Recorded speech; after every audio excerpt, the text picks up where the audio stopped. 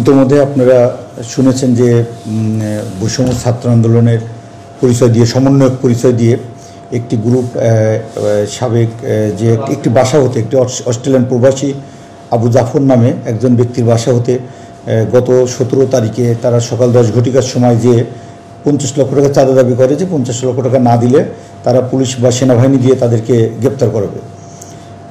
তারা পূর্বে আওয়ামী লীগ করতো। তখন অস্ট্রেলিয়ান প্রবাসী বলেন যে আমি তো অস্ট্রেলিয়ায় বসবাস করি, আমি তো এগুলোর মধ্যে নাই, আমি দেশে এসেছি বেড়াতে।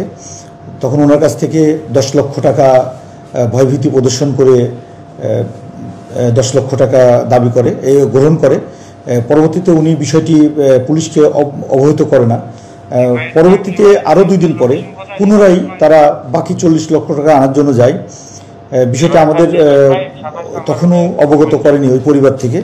পরবর্তীতে আজকে বিকেল 5:30টার সময় এই আজকে যারা আটক হয়েছে তাদের মধ্যে রিয়াদ নামে একটি ছেলে, ও এর নেতৃত্বেই মূলত ঘটনাটা ঘটেছে। সে যা দাবি করে যে বাকি 40 লক্ষ টাকা আজকে দিতে হবে, নাহলে আজকে আপনাকে ধরে আমরা পুলিশে দেব।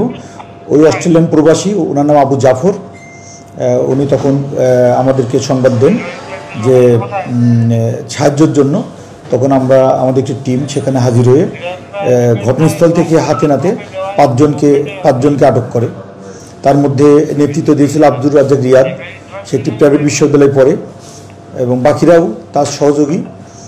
প্রথম দিন ঘটনায় যারা ছিলেন তাদের মধ্যে একজন আজকে ছিল না, মোট 5জন ছিল। আমরা 5জনকে আটক করি। তাদের পরিচয়